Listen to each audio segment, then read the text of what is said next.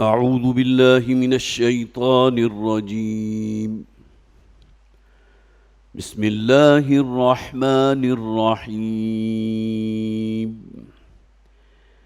إنا أنزلناه في ليلة القدر وما أدراك ما ليلة القدر. ليلة القدر خير من 1000 شهر. تنزل الملائكة والروح فيها بإذن ربهم من كل أمر. سلام هي حتى مطلع الفجر. بسم الله الرحمن الرحيم. لم يكن الذين كفروا من أهل الكتاب والمشركين منفكين حتى تأتيهم البينة. رسول من الله يتلو صحفا مطهرة فيها كتب قيمة. وما تفرق الذين أوتوا الكتاب إلا من بعد ما جاءتهم البينة. وما أمروا إلا ليعبدوا الله مخلصين له الدين حنفاء ويقيموا الصلاة ويؤتوا الزكاة وذلك دين القيمة. إن الذين كفروا من أهل الكتاب والمشركين في نار جهنم خالدين فيها أولئك هم شر البرية. إن الذين آمنوا وعملوا الصالحات أولئك هم خير البرية. جزاؤهم عند ربهم جنات عدن تجري من تحتها الأنهار خالدين فيها أبدا. رضي الله عنهم ورضوا عنه ذلك لمن خشي ربه. صدق الله العظيم. رب اشرح لي صدري ويسر لي أمري واحلل عقدة من لساني يفقه قولي. اللهم ألهمنا رشدنا وأعذنا من شرور أنفسنا آمین یا رب العالمین۔ سورہ قدر جس کی ابھی میں نے تلاوت کی ہے اس سے متصلاً بعد سورہ بینہ۔ سورۃ القدر کا معاملہ اس اعتبار سے میں سمجھتا ہوں بہت اہم ہے کہ اس میں اس رات کا ذکر کیا گیا جس شب اللہ تعالیٰ نے اس قرآن حکیم کو نازل فرمایا تھا۔ انا انزلناہ فی لیلۃ القدر، یقیناً ہم ہی نے نازل کیا ہے اس قرآن کو لیلۃ القدر میں۔ اس سورہ مبارکہ کے زمانہ نزول کے اعتبار سے اس میں کوئی شک نہیں ہے کہ یہ مکی صورت ہے، اور بعض روایات ایسی بھی ہیں کہ جس سے معلوم ہوتا ہے اس سے پہلے ہم نے سورہ علق پڑھی تھی جس کی ابتدائی 5 آیات متفق علیہ ہے یہ بات کہ حضور پر پہلی وحی جو نازل ہوئی، تمام مفسرین نے اس کا ذکر کیا، اور اس کے بعد یہ سورہ مبارکہ نازل ہوئی، لیکن اس کے معنی یہ نہیں ہے کہ دوسری وحی یہ سورت تھی، بلکہ یہ کہ اس کے کچھ عرصے کے بعد یہ سورہ مبارکہ نازل ہوئی ہے۔ گویا کہ مکی صورتوں میں ابتدائی دور کی جو صورتیں ہیں اس میں یہ صورت نازل ہوئی۔ اگرچہ ایک اختلاف بھی ہے بعض صحابہ کی طرف سے جنہوں نے کہا کہ یہ مدنی صورت ہے، لیکن بہت سی صورتیں قرآن حکیم میں ہیں جن میں یہ اختلاف موجود ہے، اور ایک موقع پر میں نے اس کی ایک تعویل بھی آپ کے سامنے رکھی تھی کہ معوذتین دو صورتیں جو ہیں بالاتفاق مکی ہیں، لیکن یہ کہ مدینہ میں پھر دوبارہ نازل ہوئی تھی جب نبی اکرم صلی اللہ علیہ وسلم پر وہ کچھ جادو کے اثرات جو ایک یہودی شخص نے کیے تھے کسی خاتون کے ذریعے، اس کے کچھ اثرات نمایاں ہوئے تو نبی اکرم صلی اللہ علیہ وسلم پر یہ صورتیں پھر دوبارہ نازل ہوئیں۔ گویا کہ یہ کہا جا سکتا ہے کہ نزول کے اعتبار سے مکی بھی ہیں اور مدنی بھی ہیں۔ یہی معاملہ سورۃ القدر کا بھی ہے، اس کے بارے میں اختلاف ہے، لیکن جیسا کہ میں نے عرض کیا اکثر و بیشتر مفسرین کی رائے یہی ہے کہ یہ مکی صورتیں ہیں اور ابتدائی دور کی صورتوں میں سے ہیں، جیسا کہ پچھلی صورتیں ہم پڑھتے چلے آئے ہیں۔ فرمایا گیا انا انزلناہ فی لیلۃ القدر، ہم نے نازل کیا اس کو، ہو کی ضمیر قرآن حکیم کی طرف ہے، لیلۃ القدر میں۔ سب سے پہلے نوٹ کیجئے یہ انزلنا کے الفاظ ہیں۔ قرآن حکیم میں قرآن کریم کے نزول کے اعتبار سے دو اصطلاحات استعمال ہوئی ہیں، ایک انزال ہے اور دوسرے تنزیل ہے، باب افعال سے باب تفعیل سے۔ باب افعال کا خاصہ یہ ہے کہ کسی شے کا یک بارگی نازل کر دینا، جس طرح عین، لام اور میم جو ہے یہ تین حروف ہے، جس سے تعلیم بھی بن گیا، اعلام بھی بن گیا، معلم بھی بن گیا، معلم بھی بن گیا، استعلام بھی بن گیا، یہ تمام مختلف ابواب میں آتے ہیں۔ لیکن اعلام کیا ہوگا؟ کسی شے کو بتا دینا، اعلان کر دینا۔ اور تعلیم کیا ہوگا کہ وہی علم جو ہے جستہ جستہ آہستہ آہستہ ایک تدریج کے ساتھ کسی شخص تک پہنچا دینا، یہ بنیادی فرق ہے۔ یہی معاملہ انزال اور تنزیل میں بھی ہے کہ انزال کے معنی کیا ہے کہ نازل کر دیا، یک بارگی نازل کرنا، اس میں گویا کہ اس کا مطلوب یہ ہوگا کہ اللہ نے قرآن حکیم کو نازل کیا لیلۃ القدر میں۔ اس لیے کہ دوسری طرف یہ حقیقت ہے اپنی جگہ کہ حضور پر قرآن حکیم کا نزول بتدریج ہوا ہے، جیسے کہ قرآن حکیم خود کہتا ہے یہ کہ اے نبی صلی اللہ علیہ وسلم، ہم نے اس قرآن کو آپ پر شان تنزیل کے ساتھ نازل کیا، لِنُثَبِّتَ بِهِ فُؤَادَكَ، تاکہ آپ کا قلب مبارک اس کا برداشت کر سکے، تثبیت حاصل ہو سکے آپ کے قلب مبارک کو۔ اس لیے کہ یک بارگی نازل کیا جانا جو ہے وہ غالباً اس اعتبار سے اللہ کی حکمت کے پیش نظر بھی نہیں تھا،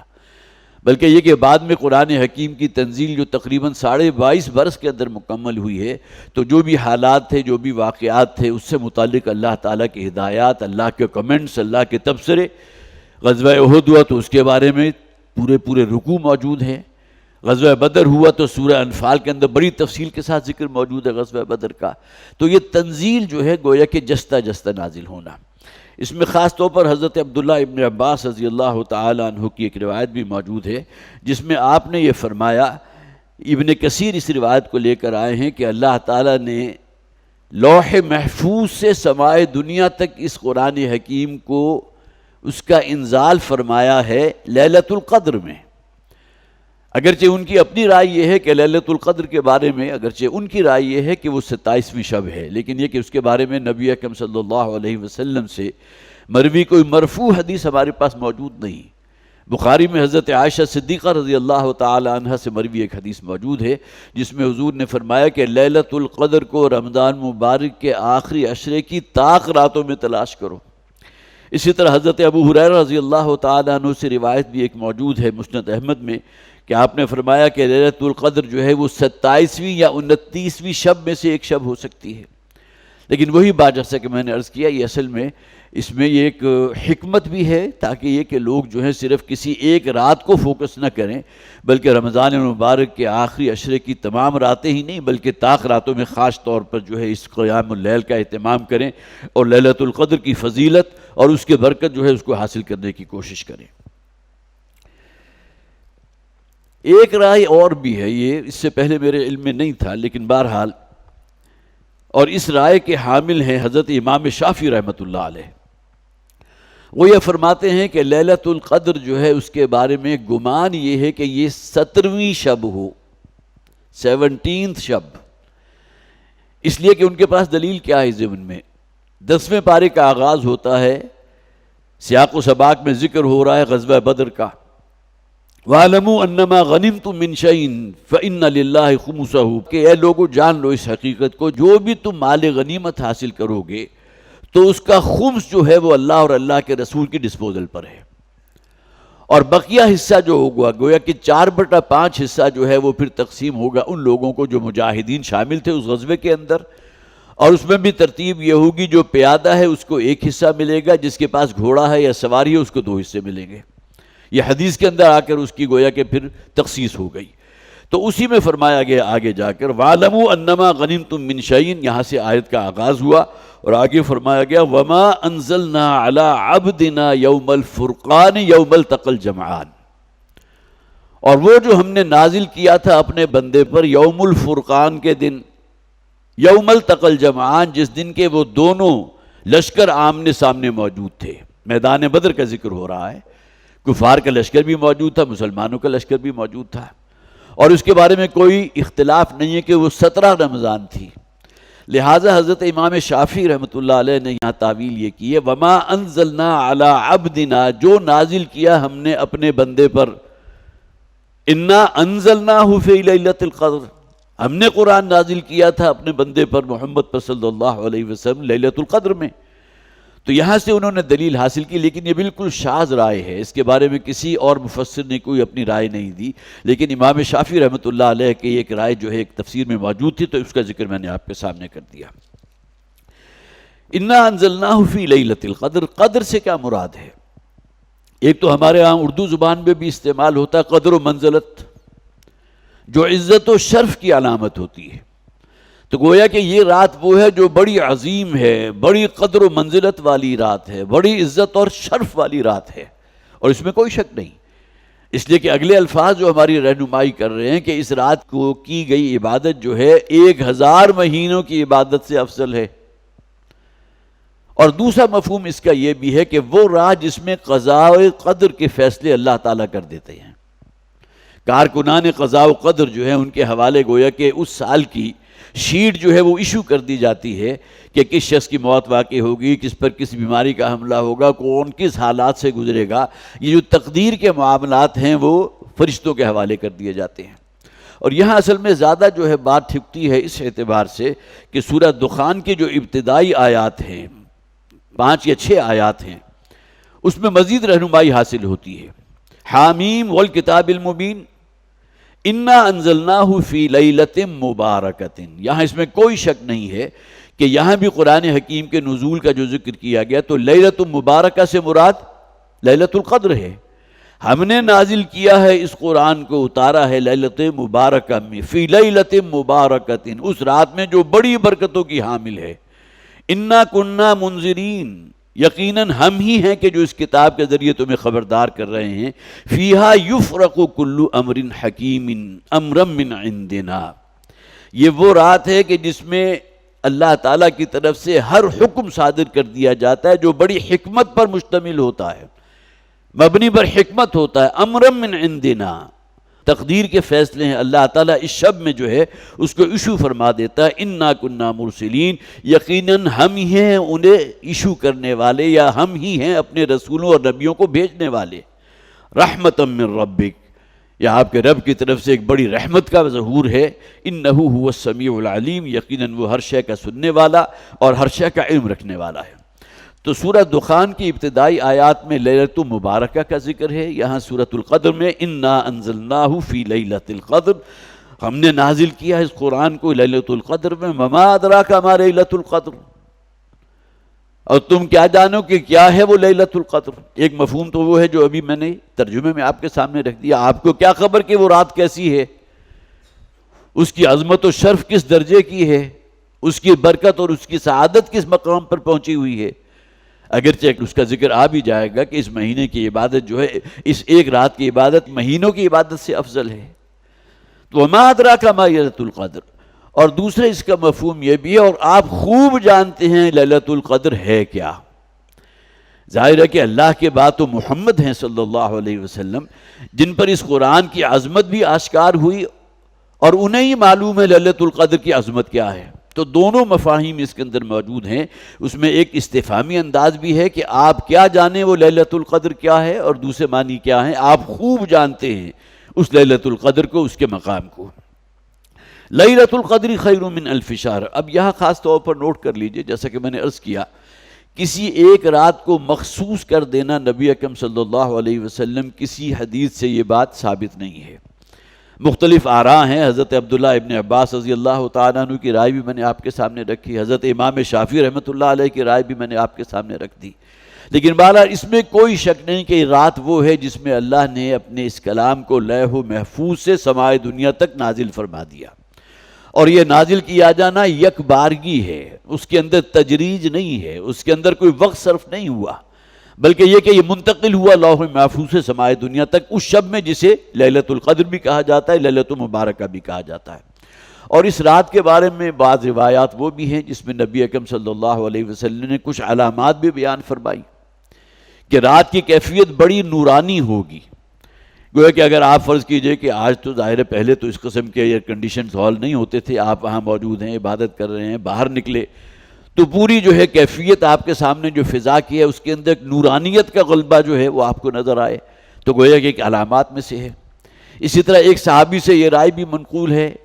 ایک شب کے بارے میں، غالباً وہ 29ویں شب تھی، جس کے بارے میں انہوں نے کہا کہ مجھے یقین ہے کہ یہ رات جو تھی جو گزری ہے وہ لیلۃ القدر تھی، تو انہوں نے پوچھا صحابہ کرام نے ان سے اس کی علامت کیا تھی،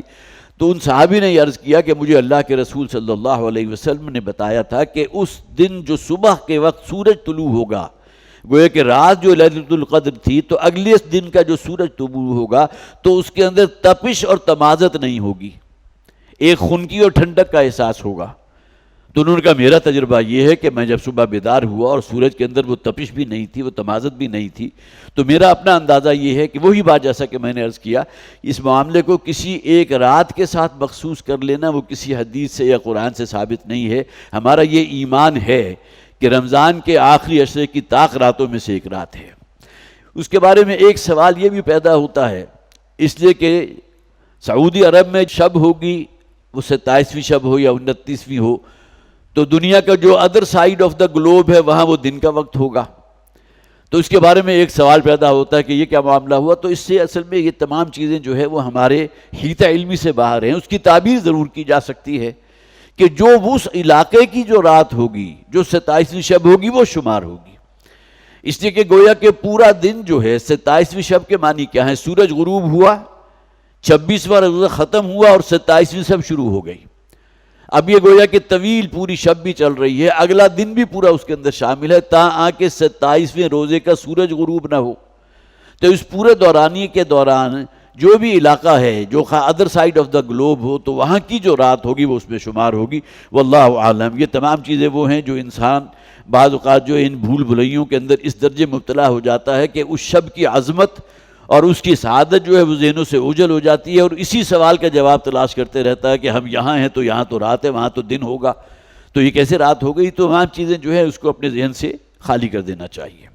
وما ادراک ما لیلۃ القدر، لیلۃ القدر خیر من الف شہر۔ لیلۃ القدر وہ ہے کہ جو بہتر ہے 1000 مہینوں سے۔ اس میں روایت یہ بھی موجود ہے کہ اس رات میں کیا گیا کوئی بھی نیکی کا عمل کیوں نہ ہو، وہ اللہ کی جناب میں اتنا ملٹیپلائی ہو جائے گا، گویا کہ اس نے 1000 شہر، 1000 مہینے اس نے گویا کہ اس عمل کو مستقل کرتا رہا ہے، اس کا اجر و ثواب اتنا زیادہ ہوگا۔ بہرحال یہ بھی وہی بات ہے جیسا کہ میں نے عرض کیا، اس کیلکولیشن کو اگر آپ لے کر بیٹھیں گے تو وہ ایک عمل ہے، اور پھر یہ کہ پوری رات اس عمل کے اندر بیتی ہے یا تھوڑا سا دورانیہ ہے، یہ تمام چیزیں پھر وہی بات کہ انسان کے ذہن کے اندر سوالات پیدا ہوتے ہیں، اور اکثر یہ وسوسہ اندازی شیطان کی طرف سے ہوتی ہے، تاکہ جو اصل غایت ہے، اصل حکمت ہے، اس سے تو آپ کو دور کر دے، اور انسان اسی کیلکولیشن کے اندر جو ہے وہ پورا ہو جائے۔ اس سے انسان یہ بھی کیلکولیٹ کیا کہ 1000 مہینے تو تقریباً 83.5 برس بنتے ہیں، تو گویا کہ اس ایک رات کی عبادت تو پوری زندگی، وہ شخص کے جس نے 84 یا 83 برس کیے ہوں گے، تو گویا کہ اس کی بچپن بھی اور اس کا تمام جوانی، نوجوانی، تمام کی تمام اس حالت میں گزری کہ اس نے وہ عمل کرتا رہا اور اس کا جو ثواب اس کو ملتا رہا۔ تو اس سے شیطان نے کیا دھوکہ دیا، پھر اور کوئی نیکی کرنے کی ضرورت کیا ہے؟ پھر انسان جو ہے خواہ کسی فسق و فجور کے اندر مبتلا ہو جائے، اسے کوئی ضرورت نہیں، اس لیے کہ اسے تو شب قدر حاصل ہو چکی تھی، اور وہ 83 برس کا پورا دورانیہ بنتا ہے، اور میری عمر جو ہے وہ تو ابھی 70 برس بھی نہیں ہوئی، تو میرے تو تمام گناہ معاف ہو چکے۔ یہ تمام چیزیں جیسا کہ میں نے عرض کی یہ وساوس ہیں کہ جو انسان کے ذہن کے اندر آتے ہیں، اس سے اپنے آپ کو دور رکھتے ہوئے دین کی جو اصل حکمت ہے، جو اصل اس کا ایسنس ہے، اس کے اوپر جو ہے اپنے آپ کو فوکس کرنا چاہیے۔ تنزل الملائکۃ والروح فیہا باذن ربہم، اب یہ خصوصیت ہے خاص طور پر اس شب کی کہ فرشتے نازل ہوتے ہیں، اترتے ہیں فرشتے، اور الروح بھی۔ ایک تو فرشتوں کی تعداد کتنی ہے اس کے بارے میں کچھ نہیں کہا جا سکتا، ایک ہلکا سا اندازہ لگایا جا سکتا ہے، جس میں نبی اکرم صلی اللہ علیہ وسلم نے فرمایا تھا کہ اس پوری کائنات میں چپا بھر جگہ بھی ایسی نہیں جہاں کوئی نہ کوئی فرشتہ موجود نہ ہو اور اللہ کی حمد و ثنا نہ کر رہا ہو۔ تو گویا کہ ہمارا جسے آپ کہیے کہ فہم اور ادراک جو ہے اس کی ہر شے جواب دے جاتی ہے۔ اس کائنات کی وسعت تک ہم نہیں پہنچ سکے، اس میں کوئی جگہ ایسی نہیں جہاں کوئی فرشتہ موجود نہ ہو۔ اور فرشتوں کے سردار ہیں روح القدس، حضرت جبرائیل علیہ السلام۔ قرآن حکیم میں ذکر کیا گیا ہے ان کا، کئی مقامات پر روح القدس کا ذکر کیا گیا، ہم نے تائید کی ہے، ہم نے نصرت کی ہے اپنے نبیوں اور رسولوں کے روح القدس کے ذریعے۔ تو یہاں بھی الروح کا لفظ جو آیا وہ روح القدس کے لیے آیا ہے، حضرت جبرائیل علیہ السلام، اس لیے کہ سورہ نحل کی آیت نمبر 102 میں فرما دیا گیا قُلْ نَزَّلَهُ روح القدس، اے نبی کہہ دیجئے کہ اس قرآن کو نازل کیا ہے، نازل کرنے والی ذات تو اللہ کی ہے، لیکن جس ذریعے سے حضور پر نازل کیا گیا اسے روح القدس کہا گیا، مراد ہیں حضرت جبرائیل علیہ السلام۔ تو تنزل الملائکۃ والروح فیہا باذن ربہم، نازل ہوتے ہیں فرشتے اور الروح، روح القدس یعنی کہ حضرت جبرائیل علیہ السلام، فیہا باذن ربہم، اپنے رب کے حکم سے اس شب میں، من کل امر سلام ہی حتی مطلع الفجر، وہ ہر نوع کا فیصلے اللہ کی طرف سے جو صادر ہوتا ہے، وہی شب قدر کا ایک مفہوم جیسا کہ میں نے عرض کیا تھا، وہ یہ تقدیر کے جو فیصلے اس پورے سال کے لیے اللہ کی جناب سے ایشو ہو جاتے ہیں۔ تو کارکنان قضاء و قدر کون ہیں؟ وہ تو فرشتے ہیں، ان کے ذریعے اللہ تعالیٰ اپنے جو حکم نامہ ہے، جو فیصلے ہیں، جو تقدیر کے معاملات ہیں، وہ تمام صادر کر دیتا ہے، ان فرشتوں کے حوالے کر دیتا ہے، گویا کہ وہ پروانہ جو ہے اپنے ان قاصدین کے حوالے کر دیے جاتے ہیں جنہوں نے اس کو ایگزیکیوٹ کرنا ہے اس سال کے دوران۔ سلام، سلامتی ہی سلامتی ہے، گویا کہ پوری رات جو ہے اپنے اندر برکتیں اور سلامتی لیے ہوئے، ہی حتی مطلع الفجر، یہاں تک کہ جب تک کہ فجر کا وقت نہ آ جائے، طلوع آفتاب تک کا جو وقت ہے، گویا کہ سورج کے غروب ہونے سے لے کر شب قدر کا دورانیہ یا لیلۃ مبارکہ کا دورانیہ شروع ہوا، اور وہ سورج کے طلوع ہونے تک جو ہے وہ جاری و ساری رہتا ہے، اور اس میں سلامتی ہی سلامتی ہے۔ قیلاً سلاماً سلاما، گویا کہ ہر چہار طرف سے، جیسا کہ اہل جنت کا ذکر کیا گیا، فرشتوں کی ندا ہوگی، فرشتوں کی طرف سے خوش آمدید کہا جائے گا، سلامتی ہی سلامتی کے پیغامات ہوں گے۔ تو یہی کیفیت جو ہے لیلۃ القدر کی ہے۔ اس سال کا ماہ رمضان گزر چکا، ظاہر ہے اگلے سال تک کے لیے اللہ تعالیٰ کسے مہلت دیتا ہے، مہلت عمر بھی، اور ساتھ ہی صحت ایسی ہو کہ انسان جو ہے اس ماہ کی برکتوں سے پوری طرح استفادہ کر سکے۔ ہماری دعا ہے اللہ تعالیٰ اگلے سال، گویا کہ اب جو 2024 ہے اس کا رمضان تو ہم گزار چکے، لیکن اگلے سال کا رمضان بھی اللہ تعالیٰ ہماری قسمت میں کرے۔ اب آئیے سورہ بینہ کی طرف، جیسا کہ میں نے آغاز میں کہا تھا کہ انشاءاللہ ہم یہ سورہ مبارکہ جو ہے اس کا بھی کوشش کریں گے کہ اس کو بھی مکمل کر لیں۔ یہ سورہ بینہ ہے، اور اس کے ضمن میں ایک بڑا خوبصورت واقعہ ہے جو میرے علم میں بھی پہلی مرتبہ آیا، اس لیے کہ بڑا یونیک واقعہ ہے، جس میں نبی اکرم صلی اللہ علیہ وسلم نے قرآن حکیم کی کسی سورت کو تلاوت کیا صحابہ کرام کے سامنے، یہ کہتے ہوئے کہ اللہ نے مجھے حکم دیا ہے۔ اب یہ روایت بخاری شریف میں موجود ہے، حضرت انس بن مالک رضی اللہ تعالی عنہ اس کے راوی ہیں۔ وہ فرماتے ہیں کہ ایک صبح جب کہ ہم صحابہ کرام حضور کے ساتھ ایک مجلس میں بیٹھے ہوئے تھے، حضرت ابی بن کعب رضی اللہ تعالی عنہ بھی اس مجلس میں موجود تھے، اور حضرت ابی بن کعب کے بارے میں بات نوٹ کر لیجئے کہ یہ وہ صحابی ہیں جن کے بارے میں حضور نے فرمایا اقرأہم ابی بن کعب، کہ میرے صحابہ میں سب سے بڑھ کر قرآن حکیم کی قراءت کرنے والے، اللہ تعالیٰ نے خاص لحن انہیں عطا فرمایا تھا۔ حضرت ابو ذر رضی اللہ تعالیٰ عنہ کی بھی لحن داؤدی اللہ نے عطا کیا، اسی طرح حضرت ابی بن کعب رضی اللہ تعالیٰ عنہ بہت خوبصورت قرآن پڑھتے تھے، اور حضور ان سے فرمائش کر کے قرآن سنا بھی کرتے تھے۔ تو اس دن کی جو مجلس تھی اس میں جو یونیک بات ہوئی وہ کیا تھی کہ حضرت انس فرماتے ہیں رضی اللہ تعالیٰ عنہ کہ حضور نے حضرت ابی ابن کعب رضی اللہ تعالیٰ عنہ کو مخاطب کر کے فرمایا کہ اللہ نے مجھے حکم دیا ہے کہ میں سورہ بینہ تمہیں سناؤں۔ حضرت ابی کو اپنے کانوں پر یقین نہیں آیا، اس لیے کہ الفاظ یہ تھے کہ اللہ نے مجھے حکم دیا ہے۔ اب یہ الفاظ جو ہیں گویا کہ بالکل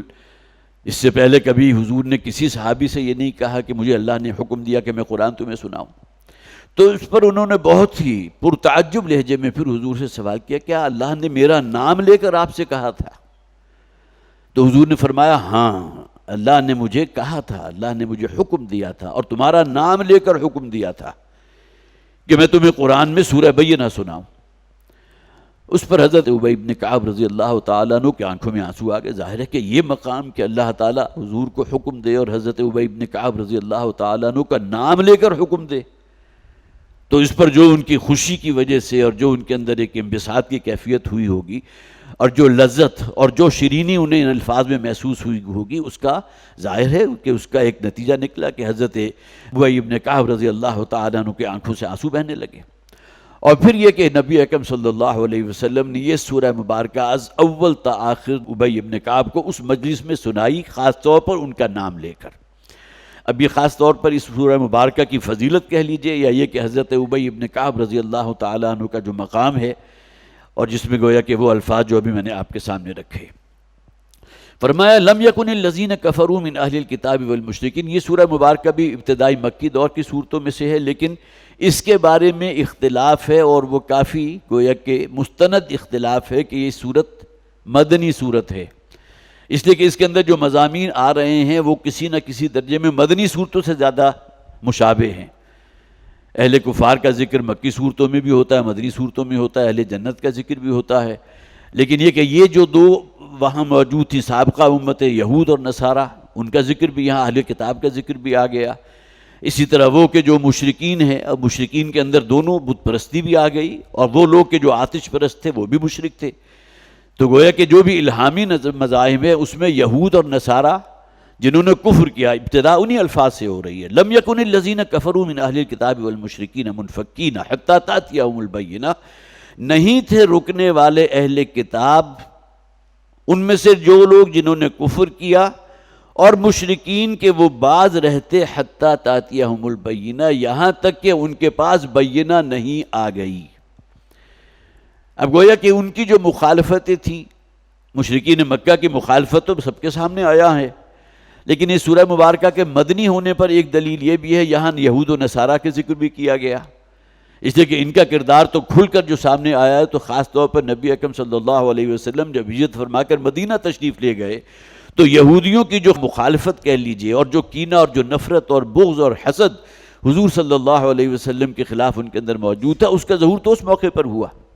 تو یہ باز رہنے والے نہیں تھے، وہ کافر کے جو اہل کتاب میں سے بھی ہیں اور مشرکین میں سے بھی ہیں، حتی تأتیہم البینہ، یہاں تک کہ ان کے پاس ایک کھلی کتاب آ گئی۔ پہلے نبیوں اور رسولوں کے بارے میں بھی کہا گیا ان کنت علی بینۃ من ربی، تم لوگ جانتے ہو کہ میں اپنے رب کی طرف سے ایک بینہ پر ہوں۔ بینہ کسے کہتے ہیں؟ روشن دلیل، دلیل قاطع، جس طرح آیات بینات کہا گیا ہے نا قرآن حکیم میں، وہ آیات جو بڑے روشن ہیں، جو بڑے بین ہیں، بڑی وضاحت کے ساتھ اللہ کا پیغام تم تک پہنچا رہی ہیں۔ اسی طرح بینہ جو ہے وہ جو روشن دلیل ہوتی ہے، جو برہان قاطع ہوتی ہے، اور یہاں گویا کہ اگلی آیت میں یہ بات واضح ہو گئی کہ بینہ اصل میں قرآن حکیم یا اللہ نے جو پہلی کتابیں نازل کی اپنی اصل پیور حالت کے اندر، اور وہ رسول یا نبی اور محمد رسول اللہ صلی اللہ علیہ وسلم، گویا کہ یہ دونوں چیزیں مل کر بینہ بنتی ہیں۔ مشرکین ہیں، بت پرستی میں مبتلا ہیں، مختلف اقوام کا ذکر قرآن حکیم میں کیا گیا، لیکن جب رسول یا نبی ان کے پاس آ گیا یہ کہتے ہوئے کہ مجھے اللہ نے بھیجا ہے اور میرے پاس یہ ہدایت موجود ہے اللہ کی طرف سے جو میں اس پر مامور ہوں کہ یہ بات تم تک پہنچا دوں، اب یہ بینہ ہو گئی۔ گویا کہ رسول یا نبی اور وہ کلام یا وہ صحیفے آگے صحفن کا الفاظ بھی آ جائیں گے جو اللہ تعالیٰ نے ان نبی یا اس رسول کو عطا کیے تھے، یہ دونوں چیزیں مل کر بینہ بنتی ہیں۔ اور اس اعتبار سے بھی گویا کہ ہر نبی اور رسول کی ذات ایک بینہ ہوتی ہے کہ اس کی آغاز وحی سے پہلی کی زندگی کھلی کتاب کی طرح سامنے ہے۔ کسی شخص کو کسی جھوٹ کا کوئی تجربہ ہوا ہو، کسی کو کوئی دھوکہ دیا ہو، کوئی غلط بیانی کی ہو، کسی قسم کی اخلاقی گراوٹ کے اندر کوئی کس چھوٹے سے چھوٹا عمل بھی ان کا جو کہیں کوٹ کیا جا سکتا ہو، ہر نبی اور رسول کی زندگی اس سے بالکل پاک ہوتی ہے۔ گویا کہ سب سے بڑی روشن دلیل تو یہی بات ہوئی نا کہ پوری زندگی جو ہے ایک بہت بڑی دلیل ہے کہ ایک شخص 40 برس تک جو ہے انتہائی سچا انسان تھا، انتہائی امانت دار انسان تھا، اچانک اس نے دعویٰ کر دیا کہ میرے پاس اللہ کا ایک فرشتہ آتا ہے اور وہ اللہ کا پیغام مجھ تک پہنچا رہا ہے اور میں وہ پیغام تم لوگوں تک پہنچا رہا ہوں۔ تو جس شخص نے پورے 40 برس کبھی کسی جھوٹ یا کسی غلط بیانی سے کام نہ لیا ہو، کیا ممکن ہے کہ اتنا بڑا دعویٰ وہ شخص کر دے گا؟ تو گویا کہ وہ جو ایک الصادق الامین کا خطاب، جو لقب جو ہے، وہ نبی اکرم صلی اللہ علیہ وسلم نے اسی معاشرے سے حاصل کیا تھا نا۔ وہی کفار اور مشرکین تھے جو بعد میں جانی دشمن بن گئے حضور کے، اس لیے کہ حضور نے جو بات کی تھی کہ صرف ایک اللہ کی پرستش کرو، اسی کی بندگی اختیار کرو، جبکہ ہم تو سینکڑوں دیویاں دیوتا ہیں، ان کی پوجا کرتے ہیں، ان کی پرستش کرتے ہیں۔ تو یہ وہ بھاری پتھر تھا کہ جو وہ لوگ برداشت نہیں کر سکے۔ تو یہ نہیں باز رہنے والے تھے، اہل کتاب ہوں، کفار ہوں، مشرکین ہوں، آتش پرست ہوں، جب تک کہ ان کے پاس اللہ کی طرف سے وہ بینہ نہیں آ جاتی۔ حتی تاتیہم البینہ رسول من اللہ یتلو صحفا مطہرہ۔ اب آگے بینہ کی تفصیل آ رہی ہے کہ وہ رسول ہیں اللہ کی طرف سے، فرستادہ ہیں، بھیجے گئے ہیں اللہ کی طرف سے، یتلو صحفا مطہرۃ، جو پڑھ کر سناتے ہیں، تلاوت کرتے ہیں وہ صحیفے جو بہت ہی پاک ہیں۔ صحیفہ کی جمع جو ہے صحف ہے۔ صحف ابراہیمی کا ذکر جو ہے سورہ اعلیٰ کے اندر موجود ہے۔ صحف ابراہیم و موسیٰ، حضرت ابراہیم علیہ السلام کو تورات یا انجیل اس قسم کی کوئی شے تو عطا نہیں کی گئی۔ حضرت موسیٰ کو تو تورات تختیوں پر لکھی ہوئی عطا کی گئی تھی، لیکن حضرت ابراہیم علیہ السلام کو صحیفے عطا کیے گئے تھے، اور بھی بہت سے انبیاء کو صحیفے عطا کیے گئے۔ تو صحیفہ کی جمع صحف ہے۔ رسول من اللہ یتلو صحفا مطہرہ، وہ رسول ہیں اللہ کی طرف سے جو تلاوت کرتے ہیں، پڑھ کر سناتے ہیں وہ صحیفے کہ جو بہت ہی پاک ہیں، پاک تعلیمات پر مبنی، حکمت اور دانش اور عقل و شعور کی پختگی پر مبنی جو پیغام ہوتے ہیں، وہ رسول کے ذریعے، ان صحیفوں کے ذریعے جو ہے اللہ کے رسول انسانوں تک پہنچاتے ہیں۔ فیہا کتب قیمہ، اور یہ صحیفے وہ ہیں کہ جن کے اندر لکھی ہوئی موجود ہیں بہت ہی مضبوط اور محکم باتیں۔ کتب کسے کہتے ہیں؟ کتاب، جو شے لکھ دی جائے۔ لہذا قرآن حکیم میں جو بھی شریعت کے احکامات ہیں ان کی فرضیت کے لیے جو اصطلاح استعمال ہوتی ہے، کتب علیکم الصیام،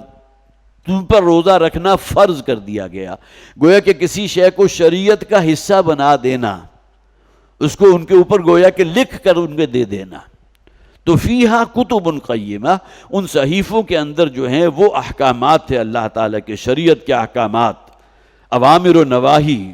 ڈوز اینڈ ڈونٹس، یہ تمام چیزیں جو شریعت جس کے اوپر مبنی ہے وہ تمام رسولوں کو، نبیوں کو اللہ تعالیٰ نے دے کر بھیجا ہے صحیفوں کی شکل میں۔ فیہا کتب قیمہ، ان میں لکھی ہوئی باتیں موجود تھی جو بہت مضبوط دلائل کے ساتھ تھی اور شریعت کے احکامات تھے۔ وَمَا تَفَرَّقَ الَّذِينَ أُوتُوا الْكِتَابَ إِلَّا مِن بَعْدِ مَا جَاءَتْهُمُ الْبَيِّنَةُ، اور نہیں پھوٹ پڑی، نہیں تفریق کی، نہیں الگ ہوئے وہ لوگ جنہیں کتاب دی گئی تھی، انہوں نے اختلاف نہیں کیا، إِلَّا مِن بَعْدِ مَا جَاءَتْهُمُ الْبَيِّنَةُ، مگر یہ کہ ان کے پاس بینہ آ چکی تھی۔ جیسا کہ میں عرض کیا، ان کے پاس رسول بھی اللہ بھیج چکا اور اپنے احکامات، شریعت کے احکامات صحف کی شکل میں، کتابوں کی شکل میں، الواح کی شکل میں بھی بھیج چکا۔ لیکن یہ کہ رسولوں کے اس دنیا سے چلے جانے کے بعد پھر کیا ہوا؟ جب رسول بھیجے گئے تھے اس وقت بھی قوم بالکل متفرق تھی، منتشر تھی۔ کسی نے جو ہے خدا بنا دیا سورج کو، کوئی جو ہے چاند کی پوجا کر رہا ہے، کوئی ستاروں کی پرستش کر رہا ہے، کوئی آگ کے سامنے جو سجدہ ریز ہے۔ یہ مختلف قسم کے مذاہب کہہ لیجئے موجود تھے نا،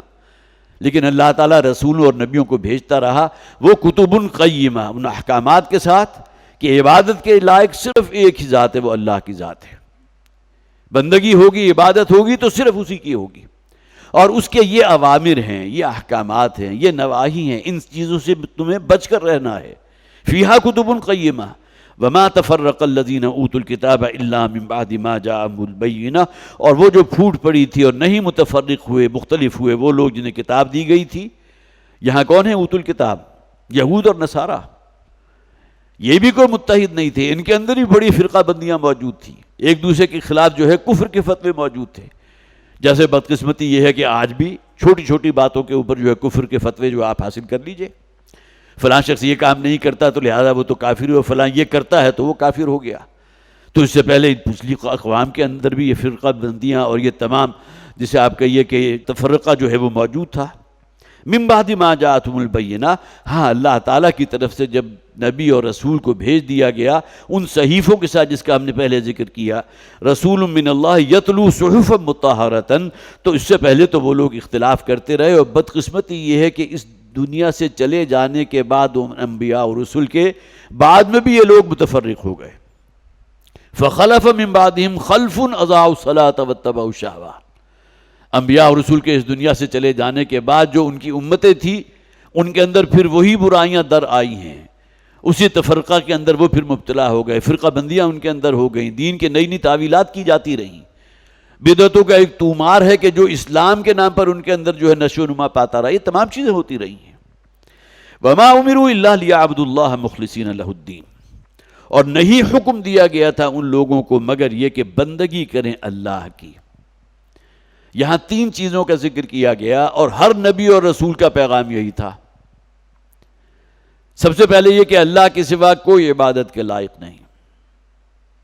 ما من الہ الا اللہ، کوئی اللہ کے سوا کوئی معبود نہیں۔ بندگی اور فرما برداری ہوگی تو صرف ایک ذات کی ہوگی جس کائنات کا خالق ہے، جس نے تمہیں پیدا کیا، تمہاری ہر ضرورت کو تم تک بہم پہنچا دینا یہ اللہ نے اپنے ذمہ لیا۔ وما من دابۃ، جیسا کہ 12ویں پارے کا آغاز ہوتا ہے کہ کوئی بھی ذی نفس ایسا موجود نہیں ہے جسے اللہ تعالیٰ نے بھیجا اور اس کے رزق کا ذمہ خود نہ لیا ہو۔ پتھروں کے اندر اگر کوئی کیڑا ہے تو اس تک بھی روزی پہنچانے والی اللہ کی ذات ہے۔ زمین کو آپ کھودتے ہیں، گہرائی میں سے کوئی جو ہے سرسراتی ہوئی کوئی جو ہے کوئی شے نکل آتی ہے تو وہ بھی تو وہاں زندہ تھی نا، اسے بھی تو وہاں پانی یا جو بھی اس کی زندگی کے لوازمات تھے وہ وہاں موجود تھے، اللہ تعالیٰ نے اسے فراہم کیے تھے۔ انسان کو اس زمین پر بھیجنے سے پہلے ہماری زندگی کا جملہ سامان اللہ نے یہاں پیدا کر دیا۔ کھانے کے لیے انواع و اقسام کی آپ کے پاس پھل بھی ہیں، ترکاریاں بھی ہیں، میوے بھی ہیں، پھر پانی اتنی وافر مقدار میں اللہ نے دے دیا، پانی کے جو زندگی کی اصل اساس اور بنیاد ہے۔ وَجَعَلْنَا مِنَ الْمَاءِ كُلَّ شَيْءٍ حَيٍّ، کتنے وسیع ذخائر ہیں اللہ تعالیٰ نے پانی کے یہاں پھیلا دیے ہیں۔ پھر تمہاری ضرورت کی ہر شے جو ہے، سورج کے اندر بھی حرارت اور تمازت صرف اس حد تک رکھی جسے تم سہ سکو، کہیں ذرا اس سے آگے تجاوز کر جائے گا تو کوئی زندگی کی رمق باقی نہیں رہے گی۔ اور اسی طرح کہیں مائنس پہ ٹیمپریچر چلا جائے، سورج کہیں دور نکل جائے اور سورج کی تپش اور گرمی اور حرارت یہاں تک نہ پہنچ سکے تو کسی انسان کیا کسی جانور کا کسی متنفس کا زندہ رہنا ممکن نہیں ہے۔ تو یہ انتہائی معتدل نظام جس اللہ تعالیٰ نے بنایا ہے اس کی بندگی اور اس کی عبادت کرو، یہ سب سے پہلا پوائنٹ ہے، سب سے پہلے ایجنڈے کا ٹاپ کے اوپر ہے کہ جس میں ہر نبی اور رسول نے یہ کہا کہ ما لکم من الہ غیر، اللہ کے سوا تمہارا کوئی معبود نہیں ہے، اسی کی بندگی کرنا یہی شکر گزاری ہے۔ جس اللہ کی اتنی بڑی بڑی نعمتیں تمہیں حاصل ہیں، جس اللہ نے تمہارے لیے ہر نوع کا سامان یہاں فراہم کر دیا، تو کم سے کم یہ تو لازم ہے نا کہ اس کی شکر گزاری اختیار کرو، تمہاری زبان بھی اس کی شکر میں مصروف ہو۔ الحمدللہ، کل شکر، کل تعریف، کل ثنا، کل حمد اللہ کے لیے ہے۔ پھر یہ کہ تمہارے اعضاء و جوارح سے بھی کوئی ایسا کام صادر نہ ہو جو مظہر بن جائے اس بات کا کہ تم اللہ کے ناشکرے ہو۔ ان الانسان لربہ لکنود، کتنی بڑی بڑی نعمتیں اللہ کی حاصل ہیں انسان کو، لیکن انسان بہت ہی ناشکرا ہے اپنے رب کا۔ تو وما امروا الا لیعبدوا اللہ مخلصین لہ الدین، کہ عبادت اور بندگی کریں اللہ کی، اپنی اطاعت کو، اپنے دین کو اس کے لیے خالص کرتے ہوئے۔ شرک فی الاطاعت کیا ہوگی کہ اللہ کے سوا اگر آپ نے اپنے نفس کی اطاعت کی ہے جو اللہ کے حکم کے خلاف ہے تو گویا کہ آپ نے ایک نوع کا شرک کیا۔ افرأیت من اتخذ الہہ ہوا، دو مقامات ہیں قرآن حکیم کے، جہاں فرمایا گیا کہ آپ نے ایسے شخص کی حالت پر غور کیا جس نے اپنی خواہشات نفس کو اپنا رب بنا لیا، بندگی کر رہا ہے اپنی خواہشات کی، اسے کوئی غرض نہیں ہے کہ اللہ کا فرمان کیا ہے، اللہ کے رسول کے اقوال کیا ہیں، اللہ اور اللہ کے رسول نے کس کام سے منع کر دیا، لیکن اس کے باوجود اسی راستے میں آگے بڑھتا چلا جا رہا ہے، تو اس کا رب اللہ نہیں ہے بلکہ اس کا اپنا نفس ہے۔ تو اپنی اطاعت اور بندگی کو خالص کرتے ہوئے اپنے رب کے لیے سب سے پہلا تقاضا ہے ہر نبی اور رسول کی دعوت کا، عبادت اور بندگی صرف اللہ کی۔ حنفاء، اپنے آپ کو یکسو کرتے ہوئے اس کے لیے۔ الذین آمنوا ولم یلبسوا ایمانہم بظلم اولئک لہم الامن وہم مہتدون، وہ لوگ جو ایمان لائے اور انہوں نے اپنے ایمان کے دامن کو شرک کی نجاست سے ملوث نہیں کیا۔ شرک تو نجاست ہے نا، لیکن ایمان کے ساتھ اگر کہیں کوئی شرک مادی وسائل کے اوپر پورا بھروسہ اور تکیہ کر لینا، یہ بھی تو شرک ہے۔ اور جیسا کہ میں نے ابھی عرض کیا، اپنی نفسانی خواہشات پر عمل کرنا اللہ کے حکم کو توڑتے ہوئے، یہ بھی شرک ہے۔ تو حنفاء، اپنے آپ کو یکسو کرتے ہوئے اس کی طرف، وَيُقِيمُ الصَّلَاةَ وَيُؤْتُ الزَّكَاةَ، اب گویا کہ جو بھی احکام اللہ نے اپنے نبیوں اور رسولوں کے ذریعے قوموں تک پہنچے، اس میں ایک تو بندگی صرف اللہ کی، یکسو کرتے ہوئے اپنے آپ کو اس کے لیے، اور دوسرے نمبر پھر یہ کہ نماز کو قائم رکھو۔ کوئی شاعر بندگی بھی تو ہوتے ہیں نا،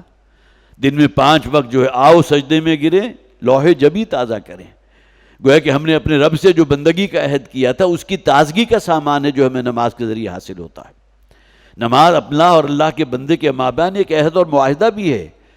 اور دوسری طرف عاجزی بھی ہے، انکساری بھی ہے۔ انسان اپنی پیشانی اپنی زمین پر رکھ دیتا ہے، گویا کہ اپنے رب کے قدموں میں اس نے اپنا سر رکھ دیا ہے۔ یہ کیفیت ہونی چاہیے نماز کے اندر۔ یقیم الصلاۃ، نماز کو قائم کرنا، اس کا ایک ظاہر ہے اقامت صلاۃ،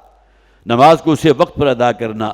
نماز کے بارے میں وہ پنج وقتہ جو نظام ہے اس کے اوپر پوری طرح کاربند رہنا، اور دوسرے نماز کا ایک باطن بھی ہے جس کے اندر تواضع بھی ہے، انکساری بھی ہے، خشوع و خضوع بھی ہے، للہیت بھی ہے۔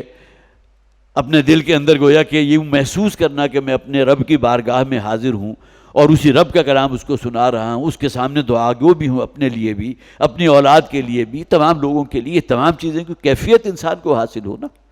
نبی اکرم صلی اللہ علیہ وسلم جب نوافل میں نماز میں اپنے قرآن کی تلاوت کرتے تھے تو آپ کے اوپر مختلف کیفیات طاری ہو جاتی تھی۔ جنت کا ذکر آتا تھا تو حضور اپنے دل میں فرماتے اللہم ربنا اجعلنا منہم۔ ظاہر ہے کہ یہ باتیں ہم تک پہنچی کہ حضور نے صحابہ کرام کو بھی تو تلقین کی ہوگی نا۔ کہیں جہنم کا ذکر آیا تو فوری طور پر تعوذ کیا حضور نے، اور اس میں ہمارے لیے ایک فطری تعلیم ہے کہ ہم بھی ان آیات کے اوپر گویا کہ اللہ کے حضور دعا بھی کریں اپنے لیے جہنم سے بچنے کی، اور جنت کی آرزو بھی کریں۔ تو نماز کو قائم کرنا، یؤتوا الزکوٰۃ، اور زکوٰۃ کو ادا کرنا، وذالک الدین القیم، وذالک دین القیمہ، اور یہ ہے وہ راستہ، وہ دین جو مضبوط لوگوں کا دین ہے، بالکل سیدھا دین۔ دینا قیما ملت ابراہیم حنیفہ، اور دین ہے کیا؟ ملت ابراہیمی ہے جو چلا آ رہا ہے۔ اگرچہ حضرت آدم پہلے انسان بھی ہیں، پہلے نبی بھی ہیں، دین وہیں سے شروع ہو گیا۔ ان اول بیت وضع للناس للذی ببکہ، سب سے پہلا گھر جو اس روئے ارضی پر بنایا گیا، جس کی تعمیر کی گئی، وہ شہر مکہ کا یہ بیت اللہ ہے، جس کے بارے میں اتفاق ہے کہ اس کی تعمیر اول کی تھی حضرت آدم علیہ السلام نے، اور اس کے بعد پھر بارہ حضرت ابراہیم علیہ السلام نے اس کی تعمیر نو کی ہے، اور آج تک وہ مرکز اسلام ہے۔ لاکھوں لوگ جو ہے اس کا طواف بھی کر رہے ہیں، وہ بیت اللہ موجود ہے۔ تو ذالک دین القیمہ، یہ وہ دین ہے، یہ وہ رستہ ہے، وہ نظام ہے جو بالکل مضبوط ہے، بالکل سیدھا ہے۔ ان الذین کفروا من اہل الکتاب، یقیناً وہ لوگ جنہوں نے کفر کیا اہل کتاب میں سے، والمشرکین، یہاں پھر دیکھیے ریپیٹ کیا گیا، اور مشرکین، اگرچہ کافروں میں سب شامل ہو گئے، کافروں میں سے وہ بھی تو ہے نا جو اللہ اور رسولوں کا چٹا انکار کرنے والے، وہ بھی کافر ہیں، شرک کرنے والے وہ بھی اس اعتبار سے کافر ہیں کہ انہوں نے اللہ کا جو مقام تھا اس سے نیچے گرا کر اسے گویا کہ یا تو مخلوقات کے صف میں شامل کر دیا، یا مخلوقات میں سے کسی کو اوپر اٹھا کر اللہ کا بیٹا قرار دے دیا۔ یہودیوں میں سے بھی ایک گروہ تھا جنہوں نے یہ کام کیا، حضرت عزیر کو اللہ کا بیٹا بنایا۔ عیسائی آج بھی سمجھتے ہیں حضرت عیسیٰ علیہ السلام کے بارے میں کہ وہ سن آف گاڈ ہیں، اللہ کے بیٹے ہیں۔ تو کفار کے اندر تمام آ گئے، لیکن مشرکین کا ذکر خاص طور پر اس لیے بھی کر دیا گیا کہ بت پرستی اور آتش پرستی یہ بھی شرک ہے۔ اور حضور جس معاشرے کے اندر بھیجے گئے تھے آپ کو معلوم ہے بت پرستی ان کا دین تھا، 360 بت یہ دیویاں اور دیوتا جو ہیں بیت اللہ کے اندر موجود تھے۔ تو ان الذین کفروا من اہل الکتاب والمشرکین فی نار جہنم خالدین فیہا، وہ لوگ جنہوں نے کفر کیا جو منکر ہوئے اہل کتاب میں سے اور مشرکین میں سے، اب وہ ہوں گے جہنم کی آگ میں، خالدین فیہا، اور اس میں رہیں گے ہمیشہ ہمیشہ کے لیے۔ خلود کے معنی آتا ہے ہمیشہ کی زندگی جس کا کوئی اینڈ نہ ہو۔ اولئک ہم شر البریہ، یہ وہ لوگ ہیں کہ جو بدترین خلائق ہیں، شر البریہ۔ برا یبرا آتا ہے کسی شے کو پیدا کرنا، خاص طور پر بغیر کسی کے کسی شے کو پیدا کر دینا، جسے کریشن ایکس نہیلو کہتے ہیں۔ اللہ کے ناموں میں سے الباری بھی ہے، جس نے اس کائنات کو پیدا کیا۔ پہلے سے کوئی میٹر موجود نہیں تھا کہ جسے حاصل کر کے یہ کرے بنا کر اللہ تعالیٰ نے پھیلا دیے ہوں، بلکہ اللہ کے کلمہ کن کا نتیجہ تھا، یا اللہ نے اس کی تخلیق، جیسا کہ فرمایا گیا اس کائنات کو اللہ نے 7 دنوں میں پیدا کیا، فی 6 ایام، 6 دنوں میں پیدا کیا۔ 7 آسمان ہیں، اور سورہ طلاق کے اندر 7 زمینوں کا ذکر بھی گویا کہ ضمنی طور پر آ گیا۔ یہ 6 ادوار میں 6 دنوں کے اندر پیدا کیے گئے۔ لیکن یہاں جو آیا شر البریہ، بریہ گویا کہ پھر کہیں گے ہر وہ شے جو اللہ نے پیدا کی ہے، جملہ مخلوقات۔ تو شر البریہ بدترین خلائق، جتنی بھی مخلوقات اللہ نے پیدا کی ہیں ان میں سب سے بدترین ہیں وہ لوگ جنہوں نے کفر کیا، جو اہل کتاب میں سے تھے، مشرکین میں سے تھے، اور ان کا ٹھکانہ جہنم ہوگی جس میں وہ ہمیشہ ہمیشہ کے لیے رہیں گے۔ اولئک ہم شر البریہ۔ ان الذین آمنوا وعملوا الصالحات، اس سے پہلے ہم نے سورہ 3 پڑھی تھی، وہاں بھی فرمایا گیا تھا نا، لقد خلقنا الانسان فی احسن تقویم، انسان کی پیدائش تو بہت اونچے مقام اور مرتبے پر ہوئی، اس کی پیدائش بڑی عظمت کی حامل تھی، اس لیے کہ اللہ نے اپنی روح میں سے پھونکا اس میں، اور اس کے بعد ثم رددناہ اسفل سافلین، پھر یہی انسان ہے جو نچلوں میں سے سب سے نچلا ہو گیا۔ یہاں بدترین خلائق کا لفظ آ گیا، اولئک ہم شر البریہ، لیکن یہاں بدترین خلائق کس اعتبار سے؟ اللہ کے ساتھ شرک کرنے والے، اللہ کو بیٹا یا بیٹی قرار دے دینے والے، کفر کرنے والے، اور جو پیغامات اللہ نے اپنے نبیوں اور رسولوں کے ذریعے بھیجے ان کو رد کر دینے والے۔ ان الذین آمنوا وعملوا الصالحات، فوری کنٹراسٹ ہے، اور یقیناً وہ لوگ جو ایمان لائے اور جنہوں نے نیک اعمال کیے، اولئک ہم خیر البریہ، یہ بہترین خلائق ہیں۔ ظاہر ہے کہ جو اس وصف سے جو ہے پوری طرح جو ہے اللہ تعالیٰ نے اس کے دل کو روشن کر دیا ہو، ایمان اس کے اندر موجود ہو، نیک اعمال کرنے والا ہو، اور پورے قرآن حکیم میں جو تعلیمات ہیں ان پر عمل پیرا ہو، اس قرآن کو اس نے اپنا ہادی اور رہنما بنایا ہو، وہ صراط مستقیم جو اللہ نے اس قرآن میں ہم پر واضح کر دی، اس پر چلنے کے لیے اس پر کوشش کر رہا ہو، محنت کر رہا ہو، جد و جہد کر رہا ہو، اولئک ہم خیر البریہ، ان کے کیا کہنے، یہ بہترین مقام پر ہیں، بہترین خلائق ہیں۔ جزاؤہم عند ربہم جنات عدن تجری من تحتہا الانہار، اب ان کا بدلہ ہے ان کے رب کے پاس، محفوظ ہے۔ جس شخص نے بھی ومن اراد الآخرۃ وسعی لہا سعیہا وہو مؤمن، جو شخص ہدف بنا لیتا ہے آخرت کی کامیابی کو، اللہ کی بندگی کو، شریعت پر کے احکامات پر عمل کرنے کو، اور جو بھی منہیات ہیں اس سے رکے رہنے کو، بچ جانے کو، تو یہ وہ لوگ ہیں جنہیں اللہ تعالیٰ جو ہے وہاں پھر جو بھی ان کی محنتیں ہیں ان کا پھل انہیں عطا فرمائے گا۔ جزاؤہم، ان کا بدلہ ہوگا، جزا ہوگی ان کے لیے ان کے رب کے پاس، جنات عدن تجری من تحتہا الانہار، ان باغات کی شکل میں جو ہمیشہ بسنے والے باغات ہیں، ریزیڈینشل گارڈنز ہیں۔ یہاں بھی آج کوئی شخص بہترین تصور کر سکتا ہے تو بہت عمدہ فرنشڈ فارم ہاؤس کا تصور ہے اس کے پاس۔ تو قرآن حکیم جنات عدن جو ذکر کرتا ہے بسنے والے ریزیڈینشل گارڈنز ہیں جو ہمیشہ رہیں گے ان کے پاس۔ اور یہاں آپ کو کوئی نعمت اور کوئی آسائش ہمیشہ کے لیے حاصل ہو جائے تو اس کی نعمت اور آسائش کا گویا کہ جسے آپ کا یہ مزہ ہی ختم ہو جاتا ہے اگر اسے کہیں ہمیشگی مل جائے۔ لیکن جنت کی جو نعمتیں ہیں اس کے بارے میں قرآن حکیم میں فرما دیا گیا کہ خواہ تھوڑی دیر کے لیے ہوں خواہ ہمیشہ کے لیے ہوں، اس کی لذت کے اندر، اس کی رعنائیوں کے اندر کہیں کوئی کمی واقع نہیں ہوگی۔ سوئٹزرلینڈ میں رہنے والے جو ہیں ان کو اس وادی کے اندر کوئی حسن تو نظر نہیں آتا، وہ ان کا روٹین بن چکا۔ لیکن یہاں سے کوئی شخص جاتا ہے تو دیکھتا ہے یہ شخص جو ہے کس قدر گویا کہ جنت ارضی ان کو یہاں حاصل ہے، لیکن ان کا مستقل مقام وہاں ہے، تو ممکن وہیں رہنے والے بہت سے لوگ خودکشیاں بھی تو کرتے ہیں نا۔ فرسٹریشن اس درجے تک پہنچ جاتی ہیں کہ وہ تمام جنت نما نظارے جو ان کی نگاہوں کے سامنے ہوتے ہیں ان کے سامنے پرکاہ کے برابر کوئی وقت نہیں رکھتے، اپنی جان سے ہاتھ دھو بیٹھتے ہیں۔ تو یہ تمام چیزیں، یہ تماشے اس دنیا میں ہوتے ہیں، وہاں آخرت کے معاملات یہ نہیں ہیں، وہاں کی تو دنیا ہی کوئی اور ہے۔ جزاؤہم عند ربہم جنات عدن تجری من تحتہا الانہار خالدین فیہا ابدا، اور اس میں رہیں گے ہمیشہ ہمیش کے لیے۔ نوٹ کیجئے، پہلے اہل کفار کا اہل جہنم کا ذکر تھا تو خالدین فیہا کے الفاظ ہیں، اور یہاں خالدین فیہا ابدا کے الفاظ ہیں۔ یہ صرف دو مقامات ہیں پورے قرآن حکیم میں کہ جہاں گویا کہ فوری کنٹراسٹ آیا، ایک سورہ تغابن کے اندر اور دوسرے سورہ بینہ کے اندر، کہ جہاں گویا کہ اہل جنت کے لیے ابدا کے الفاظ آئے اور اہل جہنم کے لیے ابدا کے الفاظ نہیں آئے۔ لیکن اس بات کو بھی نوٹ کر لیجئے کہ خالدین فیہا کے معنی ہیں ہمیشہ ہمیش، ہمیشہ ہمیش۔ ایڈیشنل ابدا کے الفاظ جو ہے اہل جنت کے لیے صرف اس صورت میں اور سورہ تغابن میں آئے ہیں۔ یہاں سے بعض حضرات نے، اگرچہ ہمارا جسے آپ کہیے کہ اہل سنت والجماعت کا یہ عقیدہ ہے کہ جنت ہے یا جہنم ہے دونوں ابدی ہیں، دونوں کا کوئی اینڈ نہیں، اس لیے کہ جہنم کے لیے بھی ابدی کے الفاظ قرآن حکیم میں موجود ہیں، لیکن دو مقامات جس کا میں نے ابھی ذکر کیا وہاں گویا کہ ایک فوری کنٹراسٹ کے طور پر سامنے آتا ہے۔ لہٰذا کہا یہ جاتا ہے کہ شاید یہ ہو کہ جہنم، اہل جہنم جو ہے اپنی پوری سزا پانے کے بعد، جو کتنے سال ہوگی جس کو آپ شمار نہیں کر سکتے، خالدین کے الفاظ جو ہیں وہاں جو کہ تو موجود رہیں گے، اس کے بعد شاید جہنم کو بھی معدوم کر دیا جائے۔